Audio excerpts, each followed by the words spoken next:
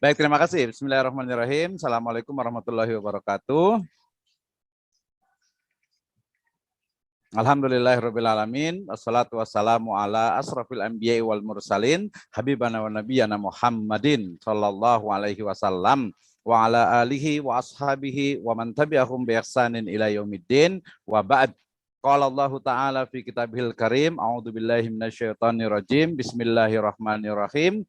Allahu nurus samawati wal ard. Masalu nurihi kamishkatin fiha misbah. Al misbahu fi zujajah.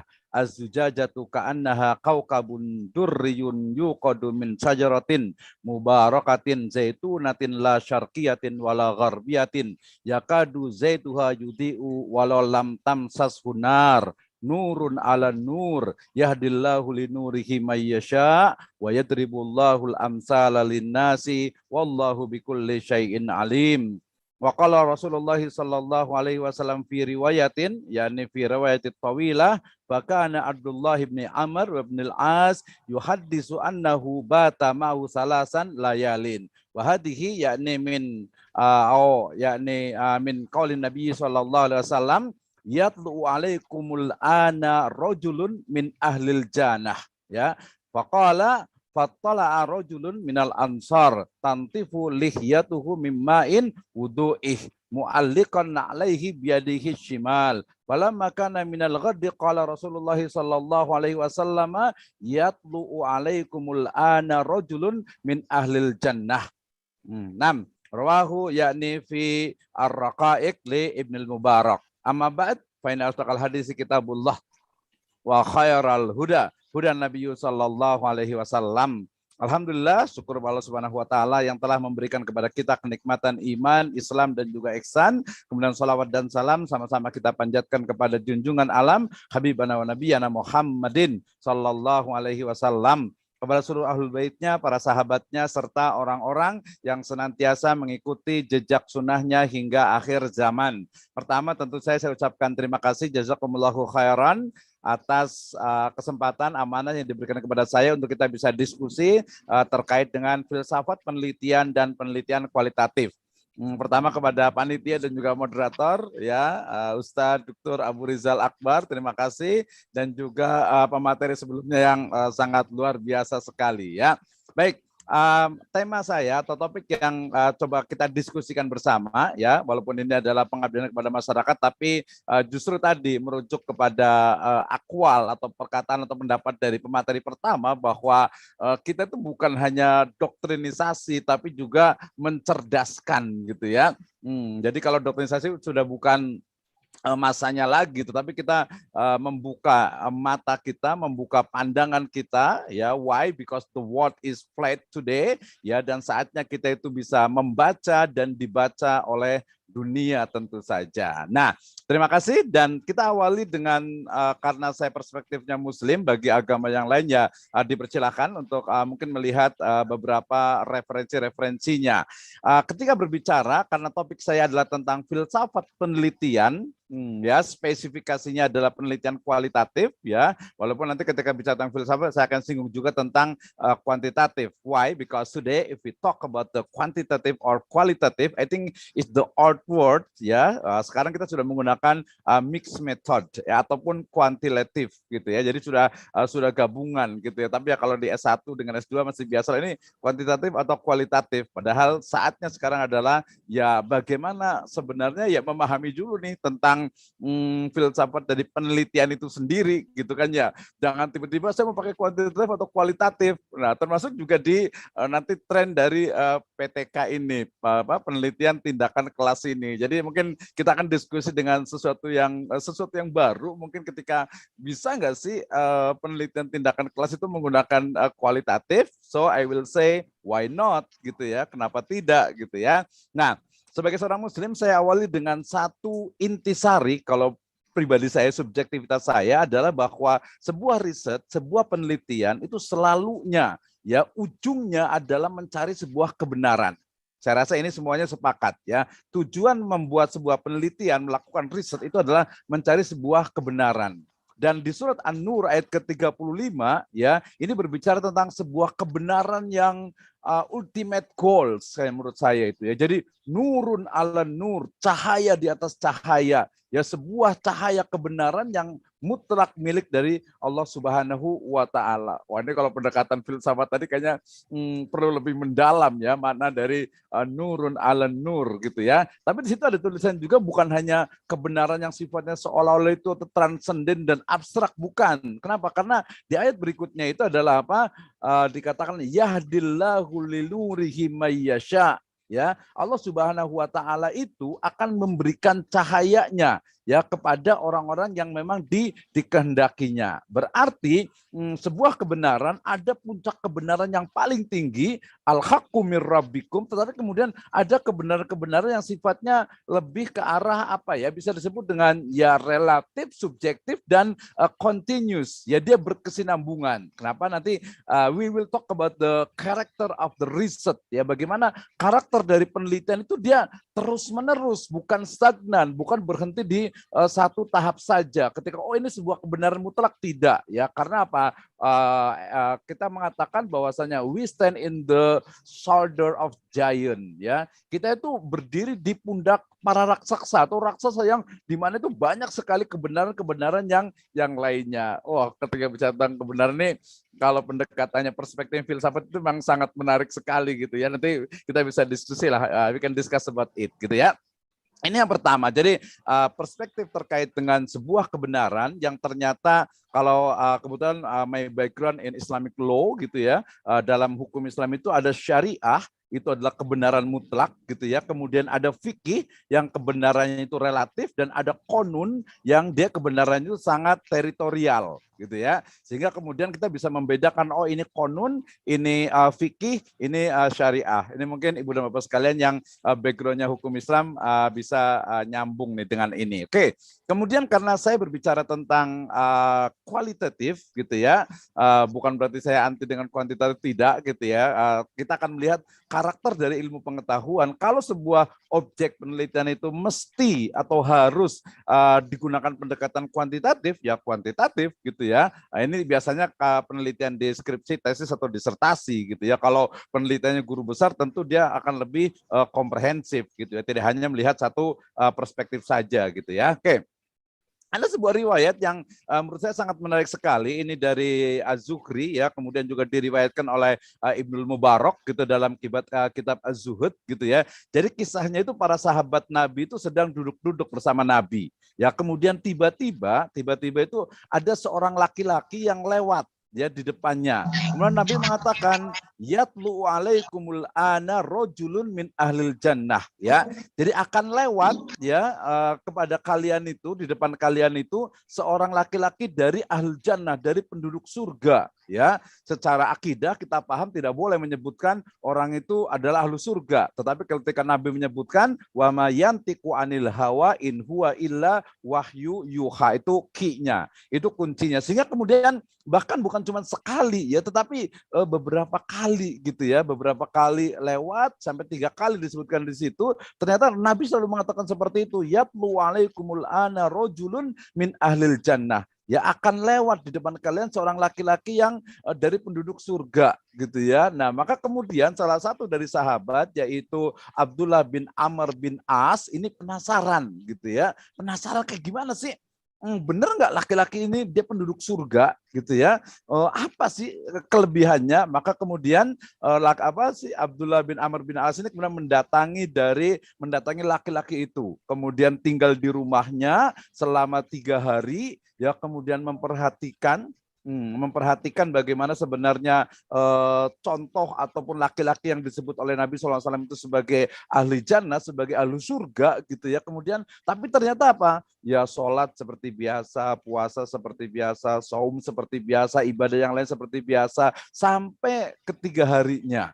Ya, maka ketika 3 hari ternyata apa? Nabi nggak nyebutkan tuh si Abdullah bin Amr bin As itu nggak dapet tuh ya. Jadi kalau kita bilang itu dia sudah 3 hari di rumahnya, di rumah laki-laki itu, tapi nggak menemukan. Oh, ternyata dia biasa aja kayak orang lain gitu, nggak ada kelebihannya gitu ya. Maka kemudian ketika mau pulang ya, Abdullah bin Amr itu mengatakan bahwasanya dikatakan bahwasanya apa? Falamma madat salah setelahnya waqitu anik takiro amaluhu Maka kemudian Nabi si orang laki-laki ini dia mengatakan innahu lam yakun baini wa baina walidi ghadabun wala hajar. Nah, akhirnya ini yang perkataan dari Abdullah bin Amr bin Al-As-nya. Nah, terakhir dia nggak dapat apa-apa gitu ya. Akhirnya dia mengatakan di sini disebutkan nih fatalaat anta fitil kasalasi maratin fa'aratu an awiya ilaik fandur ma amaluk fa'aqtadi bika falam aroka ta'malu kabiran amal. Jadi nggak ada amal-amal yang baik ya yang lebih dari orang lain yang dia menyebut bagi surga. Maka kemudian laki-laki itu mengatakan ya ma huwa illa ma ra'aita ghaira anni la ajudu fi nafsi ghillan li ahadin minal muslimin. Ya, laki-laki yang diteliti oleh Abdullah bin Amr bin As mengatakan, saya sama seperti laki-laki seperti orang-orang pada umumnya gitu, tapi ada satu hal, la ajudu fi nafsi ghillan li ahadin minal muslimin. Saya dalam hati saya itu tidak ada rasa dengki, rasa hasad, rasa iri kepada kaum muslimin yang lainnya. Wala aksiduhu ala khairi a'ta'ullahu iyyahu. Wa qala Abdullah bin Amr bin Al-As, hadhil lati balagat bika wa hiyal lati la nutiku. Ya, akhrajahu Ibnul Mubarak dan seterusnya. Jadi ini cerita yang menurut saya sangat fenomenologis ya, dengan perspektifnya metode kualitatif, di mana sebuah kebenaran ternyata dia tidak bisa diselesaikan dengan hanya menggunakan observasi. Ya, kemudian hadis Nabi itu yang jelas-jelas benar itu ya dikatakan bahwa sahabat juga tidak langsung menerimanya begitu saja gitu ya, perlu meyakinkan apa sih sebenarnya kenapa Nabi mengatakan, kenapa Nabi bersabda seperti itu. Nah, ternyata juga dalam observasi sampai 3 hari, nanti kalau kebersamaannya nanti berarti menggunakan pendekatan etnografi, tetapi kemudian ketika melihat lebih the meaning deep atau deep meaning gitu ya, makna yang lebih mendalam, dia menggunakan istilah fenomenologi. Nah, kalau kita lihat seperti ini, kita akan menemukan banyak sekali kebenaran-kebenaran, terutama dengan pendekatan memang social sciences. Nah, dari sini kita akan melihat bagaimana sebenarnya karakter dari sebuah penelitian. Ya, kalau kita mengajarkan selalunya adalah logis, sistematis, dan juga empiris. Tetapi kemudian kalau saya biasanya kalau mengajar itu saya kaitkan juga dengan Islam, di mana dia juga harus bersifat bukan hanya logis, sistematis, empiris, tapi dia include di dalamnya itu adalah sifat dari ya bisa dikatakan ilahiyah, robbani, atau juga disebut dengan celestial research ya, atau penelitian yang berbasis wahyu langit. Nah, dari sini kita menemukan bagaimana karakter dari penelitian yang dia sifatnya itu sistematik, dan juga saya selalu mengenalkan ke mahasiswa saya terkait dengan Islamic paradigm in research ya, khasnya di maqasid, di usul fikih, dan di berbagai disiplin Islamic studies. Saya rasa ini merupakan hal yang mungkin ya yang biasa dikembangkan tuh di Islamic studies biasanya gitu ya. Nah, Ibu dan Bapak sekalian, dari sini kita akan melihat bagaimana sebenarnya sebuah penelitian itu akan sangat dipengaruhi oleh sebuah paradigma, ya, oleh sebuah paradigm, ya, oleh sebuah basic filosofi ataupun dasar dari pemikiran. Saya yakin kita bisa diskusi tentang ini, tentang bagaimana sebenarnya munculnya misalnya kenapa statistik ataupun kuantitatif itu sangat mendominasi. Bahkan kebetulan saya juga di Islamic Economic and Business dan juga Finance ya, kuantitatif ini ataupun statistiknya ini itu terbawa tuh ke dunia ilmu ekonomi, sehingga seolah-olah sekarang yang muncul adalah ilmu ekonomi itu ya kuantitatif gitu ya, ilmu ekonomi ya angka, padahal dia base-nya adalah dari social sciences tentu saja. Nah, ini menjadi hal menarik, sehingga seorang peneliti yang baik dia harus paham tentang basic filosofi dari ilmu ataupun rumpun ilmu yang akan dia teliti, termasuk juga paradigma yang digunakan oleh peneliti tersebut, sehingga dia mengetahui, oh ternyata misalnya riset saya ini lebih cocok ketika memang trennya itu mungkin karena mungkin nanti kalau yang masih mahasiswa itu biasanya banyak dipengaruhi oleh supervisornya, oleh dosen pembimbing akademiknya gitu, sehingga yaudah kuantitatif saja, karena kuantitatif itu adalah ada yang masih mengatakan itu kuantitatif adalah ya kebenaran mutlak gitu ya, kebenaran yang sebenarnya, sementara kualitatif itu masih multi tafsir dan seterusnya. Oke, nah Ibu dan Bapak sekalian, dalam filsafat penelitian ini saya banyak akan berbicara tentang bagaimana sebenarnya sebuah ontologi dari sebuah riset atau penelitian, kemudian juga pendekatan epistemologinya. Kemudian kalau di social sciences, di ilmu sosial itu dia menggunakan human nature juga, dan juga metodologi, dan dua terakhir tambahan dari saya itu adanya Islamic worldview gitu ya, dan juga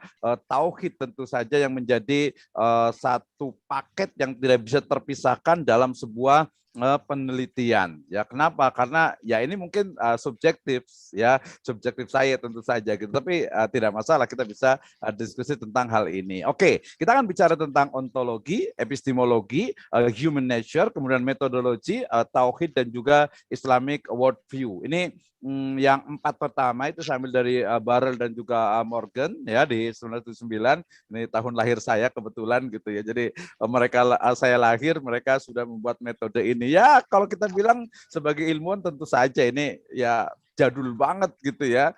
Padahal banyak sekali yang terbaru. Tapi ternyata ya ketika kajian filsafat itu masih banyaknya ya ini. Walaupun sekarang berkembang namanya filsafat digital misalnya. Pemateri sebelumnya juga sangat pakar, expert di bidang tadi filsafat keuangan ya, finance filosofi, sangat luar biasa sekali. Oke, ketika bicara tentang ontologi,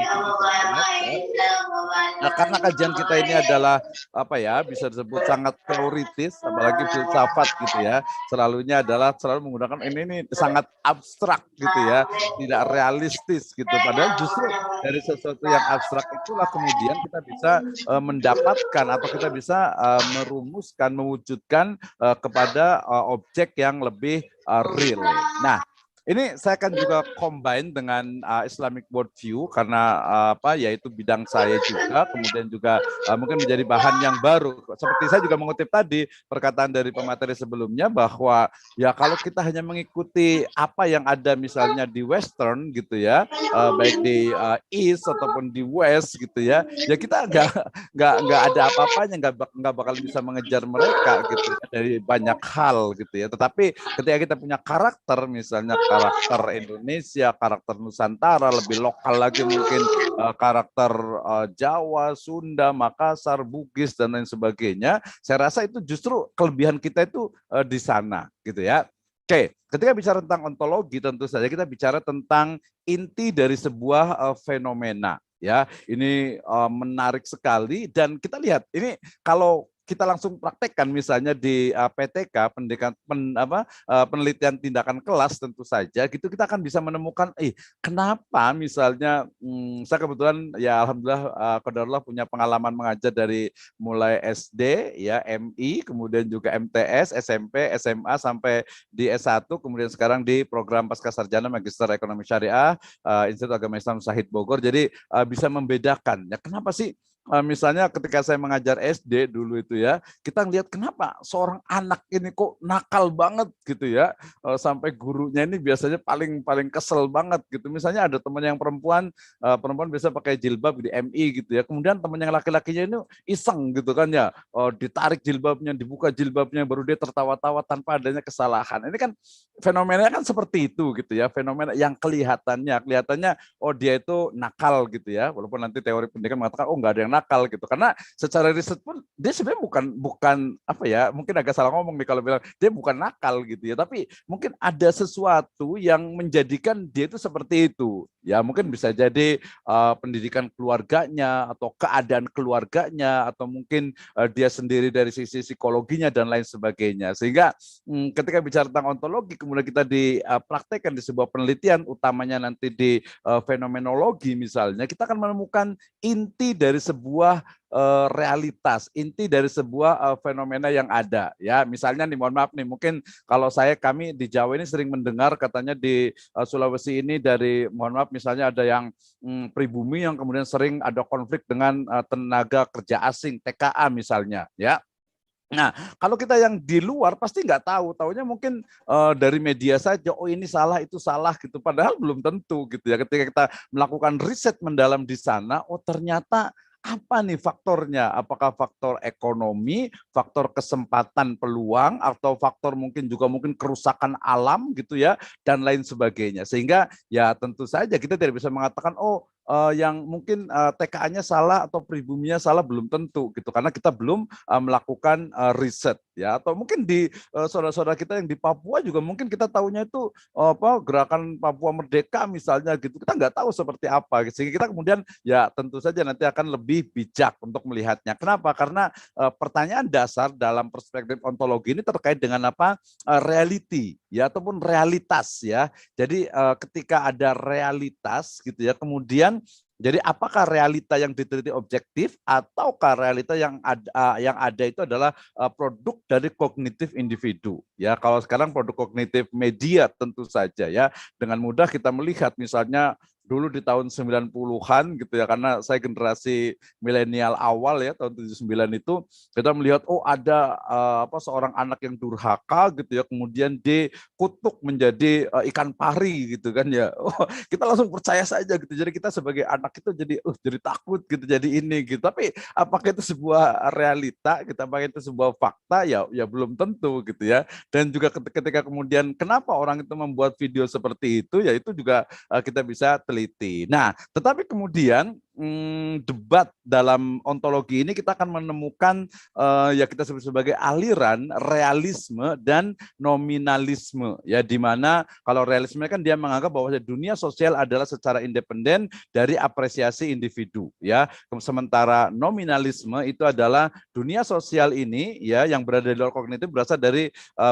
berasal dari sekadar nama, konsep dan label yang digunakan untuk menyusun realita. Oh, ini sangat filosofis sekali gitu ya. Tetapi kemudian ternyata kalau kebetulan saya juga dari 2007 itu sudah mengajar sejarah peradaban Islam, kita akan menemukan di sana konteks antara Qadariyah dengan Jabriyah yang dalam analisis saya itu sangat memang dipengaruhi oleh filsafatnya Yunani gitu ya. No problem menurut saya sebagai sebuah objek perdebatan, objek ilmu, tidak ada masalah. Saya sangat open minded sekali dalam hal ini. Oke, ini bicara tentang ontologi ya. Yang berikutnya epistemologi, ini yang menurut saya sangat penting sekali. Saya membaca banyak sekali buku terkait dengan epistemologi ya, khususnya epistemologi Islam. Kita akan menemukan tentang ya bagaimana sumber sebuah ilmu pengetahuan, kemudian juga bagaimana sifat kebenaran sebuah ilmu pengetahuan, kemudian juga bagaimana standar dari sebuah ilmu pengetahuan, apakah pengetahuan itu benar atau salah. Nah, ini sangat-sangat debatable sekali gitu ya. Kalau dalam ranah filsafat itu biasanya yang menjadi pertanyaan ataupun sifat debat utamanya itu adalah tentang ya positivisme dengan post positivisme, ataupun bisa juga ada juga yang menyebutnya dengan anti positivisme. Nah, ini sangat panjang sekali nih tentang positivisme. Nah, yang menarik juga ya kita sebagai tadi disebut dengan akademisi ataupun cendekiawan, insya Allah lah ya, kita belajar untuk lebih kritis juga ya, bagaimana munculnya positivisme ini ya, kemudian dibantah oleh ada tadi menyebutnya dengan post positivisme, atau sebenarnya lebih tepatnya anti positivisme gitu ya. Tapi di sini kita tidak menyebutkan, di sini tuh ya karena ranahnya yang saling debat atau yang saling mengembangkan teori itu adalah di western sana gitu, sehingga kemudian ini Islamnya di mana gitu ya. Jadi cendekiawan-cendekiawan Islam di situ di mana gitu. Oh, mungkin mereka mengambil ada beberapa gitu ya. Sehingga ketika bicara tentang riset metodologi, kita sangat sedikit sekali menemukan bagaimana saya menyebutnya dengan the art of Islamic research ataupun Islamic research approach gitu ya. Bagaimana pendekatan dari penelitian berbasis Islam. Kenapa? Karena ya memang beda sih ya. Jadi basic paradigmnya itu, paradigma awalnya dasar itu sudah berbeda. Tetapi kan kemudian kita juga harus bisa mensintesiskan bahwa tadi dari western juga tidak semuanya jelek, tidak semuanya bagus gitu ya. Kemudian dalam Hadharah al-Islamiyah juga mungkin ada yang perlu kita kritisi juga, sehingga kita akan menemukan oh konteksnya mungkin sebuah usulannya itu adalah research approach ya misalnya gitu ya di Indonesia ini misalnya gitu. Oh berarti dia seperti ini, tentu saja dengan basic, dengan dasar yang kuat. Misalnya saya buat penelitian dengan kawan di UIN Alauddin Makassar ya tentang filsafat dari ekonomi syariah gitu ya.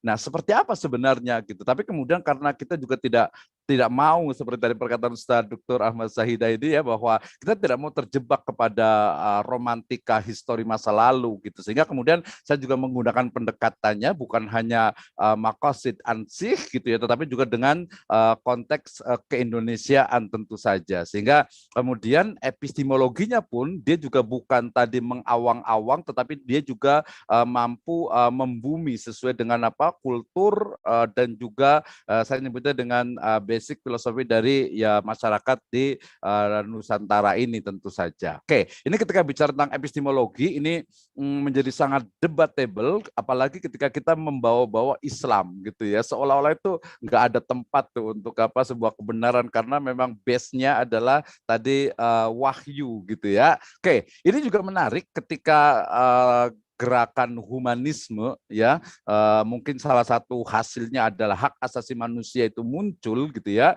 maka kemudian human nature sebagai satu asumsi hubungan antara manusia dengan manusia, manusia dengan lingkungannya, tentu saja dengan semesta. Kemudian dia dibatasi. Ya udahlah namanya juga ilmu itu kan netral. Bapak Ibu sekalian, ini saya mungkin ya tidak setuju dengan mengatakan bahwa ilmu itu netral gitu ya. Ketika saya kemarin hampir 3-4 kali membuat workshop tentang menulis dengan ChatGPT, saya mengatakan apa? ChatGPT itu dia tidak netral, dia punya ideologi, dia punya ya paradigma gitu ya. Sehingga kita nggak bisa kemudian mengambil 100% itu dari ChatGPT gitu ya. Karena saya dan ini bukan sebuah ini saya explore ChatGPT itu ternyata ketika saya berbicara, saya menanyakan tentang ini, jawabannya dia ya datar-datar saja. Apalagi ketika bicara tentang misalnya isu-isu apa LGBT misalnya dan sebagainya, mereka akan stop di situ. Ya bahkan nanti yang dimunculkan tadi adalah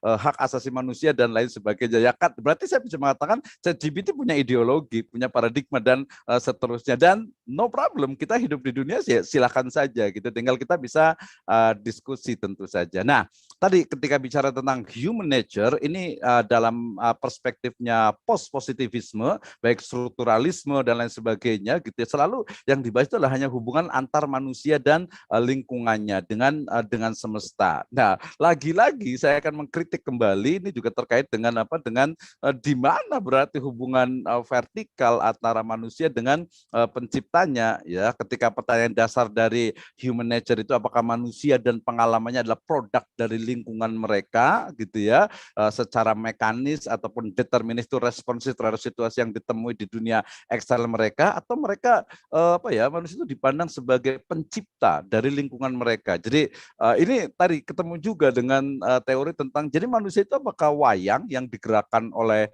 dalang gitu atau mungkin dia free will, dia bebas gitu ya. Jadi ya mau apa saja manusia itu terserah gitu ya. Nah, ini karena tadi adanya perdebatan terkait dengan human nature ini antara determinisme dengan yang disebut dengan volunteerisme. Ya, kalau volunteerisme kita tahunya di filantropi ya, di orang-orang volunteer ya. Oke, metodologi ini menjadi hal penting. Kenapa? Karena dia berangkatnya pun dari sebuah paradigma yang kemudian membangun asumsi-asumsi ya sehingga kemudian seseorang itu berusaha untuk mencari sebuah kebenaran ilmu ya. Nanti ada tahu, ada ilmu, ada pengetahuan, ada ilmu gitu ya. Nah, ini biasanya tadi memang dunia sosial tentu saja. Nah, jadi pertanyaan dasarnya apakah dunia sosial ini adalah real, nyata, kemudian juga kenyataan objektif itu dia berada di luar individu ataukah dia lebih soft ya dan juga kenyataan personal yang berada di dalam diri individu. Nah, dari metodologi ini kita akan menemukan banyak sekali perdebatan terkait dengan bagaimana sebenarnya penelitian ataupun research approach ataupun research design ataupun riset paradigm itu menjadi sebuah objek yang menurut saya itu sangat mungkin untuk bisa dikembangkan. Saya membaca juga beberapa buku terkait dengan filsafat penelitian dari beberapa profesor yang ada di Indonesia gitu ya. Dan ternyata ya memang ya sudah cukup bagus gitu ya, sangat bagus mereka ya sesuai dengan gelarnya guru besar gitu. Tapi kemudian memang belum banyak dikutip oleh tokohnya, yang mengutip paling biasanya hanya murid-muridnya di universitas itu saja. Jadi dia belum bisa mendunia gitu ya. Nah, ini menjadi sebuah permasalahan dalam bahan diskusi kita untuk filsafat dasar sebuah penelitian gitu ya. Baik itu yang kuantitatif ataupun yang kualitatif gitu ya. Karena kuantitatif kualitatif tadi ada sebuah sebuah objek ataupun sebuah numbers ataupun sebuah sifat dari data itu sendiri. Nah, ketika Ibu dan Bapak sekalian, ketika kita bicara tentang riset, tentu saja itu yang perlu dipikirkan itu adalah pemilihan dalam desain penelitian. Nanti banyak sekali ada yang menyebutnya dengan desain penelitian, ada metode penelitian, bahkan masih ada yang menggunakan metodologi penelitian, walaupun di situ ada kata-kata logos gitu ya, ataupun pendekatan penelitian. Ini biasanya, tapi di sini kayaknya udah bisa semuanya. Ini kan dosen semuanya gitu ya. Tapi saya ngambil dari Densey dan Lincoln yang juga tahun 94 terkait dengan pilihan desain. Sehingga Ibu dan Bapak sekalian ketika mengajarkan tentang misalnya untuk penelitian tindakan kelas, ya pastikan yang mau di riset itu apa, kemudian juga ada sesuatu yang novelty-nya, itu ada sesuatu yang baru, dan yang paling penting tentu saja menyelesaikan masalah tanpa masalah tentu saja seharusnya gitu. Jadi tidak meninggalkan itu. Nah, ini terkait dengan pemilihan desain penelitian. Waktu saya kayaknya udah mau habis ini ya. Oke, dikit lagi ya. Jadi terkait dengan field of inquiry-nya, kemudian juga paradigm-nya, ya paradigm dari theoretical-nya, kemudian juga dari riset paradigm-nya itu juga penting sekali gitu ya, sehingga kemudian nanti sampai kepada melibatkan proses dalam teknik pengumpulannya, dan yang paling penting tentu saja how to analyze data gitu ya. Nah, ini yang kalau menurut saya ini ya, kalau menurut saya ada sebagai sebuah tamparan keras untuk peminat ataupun ya Muslim yang konsen di Islamic Studies gitu ya. Ketika bicara tentang how to analyze data in Islamic perspective itu kayak gimana gitu. Paling ya biasanya paling terbatas pada orang-orang yang di Dirosah Islamiyah, di ulumul Quran, ulumul hadis, mungkin ada fikih ya, mungkin juga ada muqarran perbandingan, mungkin juga ada tahqiq misalnya gitu, taklik dan lain sebagainya. Nah, itu belum banyak dikembangkan. Ini menurut saya gitu ya, perspektif saya mungkin masih banyak keterbatasan. Ini perlu kita kembangkan sehingga sebuah ilmu tentu saja pertama berangkat dari permasalahan yang ada di masyarakat, kemudian diriset, dibuat penelitian, kemudian dengan riset metodologi yang benar, dengan analisis data yang benar, kemudian menghasilkan sebuah kesimpulan, dan kesimpulan ini bisa dimanfaatkan oleh masyarakat sehingga masyarakat bisa mendapatkan manfaat dari para akademisi, dari para peneliti terkait dengan penelitian yang digunakan, metodenya seperti apa, metodologinya seperti apa, perspektif teoritisnya seperti apa, termasuk juga epistemologi yang mendukung dari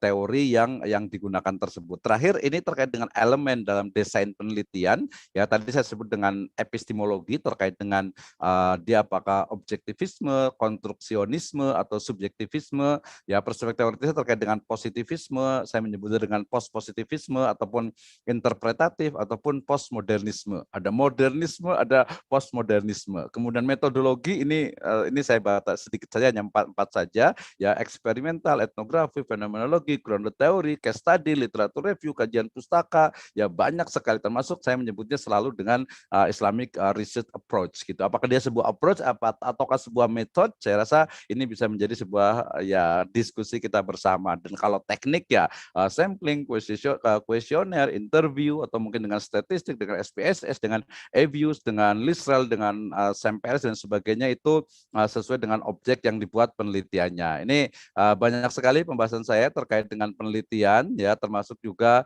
tentang karakter-karakter dari penelitian yang ada. Baik, terima kasih, 35 menit dari saya, dan we can discuss about the research methodology in other perspective. Terima kasih, Dr. Abu.